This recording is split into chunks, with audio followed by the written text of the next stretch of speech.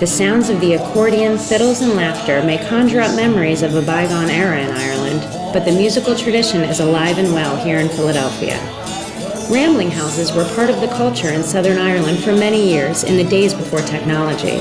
It's a concept that's been renewed in Kerry in Ireland. I've been told by Clare people it goes on in Clare as well. But the tradition is one of people would go from their houses and they would meet at a central house or a central hall, and it would be not a session, not a ceilidh, it would be a gathering, sort of like a hoolie, where people would come together and they would do storytelling, and sing songs, do a little bit of dancing, musicians would play some tunes, recitations, limericks, jokes, etc. And just a chance for people to get out and meet their neighbors and have a nice sociable evening. Right.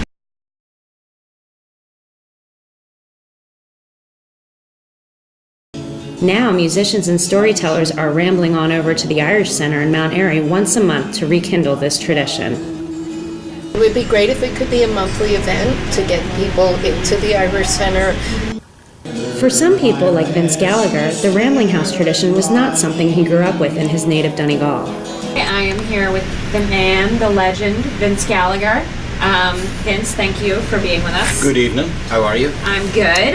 We're here at the Rambling House getting ready to have a little session. So tell us a little bit about the Rambling House and what your involvement with it is. Well, Marianne and myself figured to come up with this as more or less of a revival. More so like where Marianne's roots are in County Kerry and all, than I would say from Donegal. Now the same thing will be happening in Donegal at times, and I often saw it happening around my own house. But it was always a lot of dancing.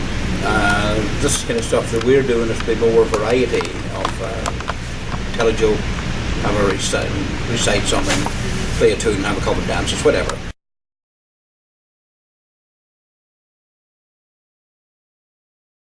And so we're here in the Irish Centre, and obviously when we think of the Irish Centre, we think of you. Can you tell us a little bit about the Irish Centre and your role in this place?